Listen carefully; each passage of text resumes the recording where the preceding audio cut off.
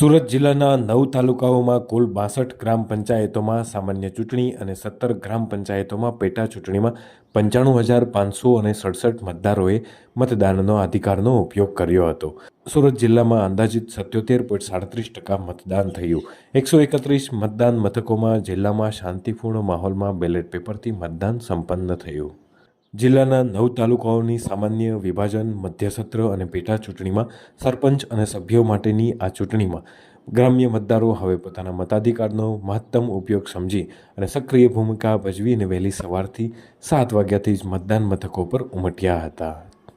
જિલ્લા ચૂંટણી અધિકારી ડૉક્ટર સૌરભ પારઘીના માર્ગદર્શનમાં 30 અધિકારીઓ, 30 મદદનીશ ચૂંટણી અધિકારીઓ, 792થી વધુ પોલિંગ સ્ટાફ અને 266થી વધુ પોલીસ સ્ટાફે ફરજ બજાવી હતી. જિલ્લા ચૂંટણી અધિકારી અને વહીવટી તંત્ર દ્વારા લોકો ચૂંટણીના પર્વમાં વધુ અને વધુ ભાગ લે તેવા સઘન પ્રયાસો કરાયા હતા. ચુસ્ત પોલીસ બંદોબસ્ત સાથે શાંતિપૂર્ણ માહોલમાં બેલેટ પેપરથી મતદાન પ્રક્રિયા પૂર્ણ થઈ હતી. તનુકુમાર તારપરા, BHP ન્યૂઝ ગુજરાત, સુરત. તમારી સામે જ બોલવામાં આવશે જે હશે તે લખાઈ દો.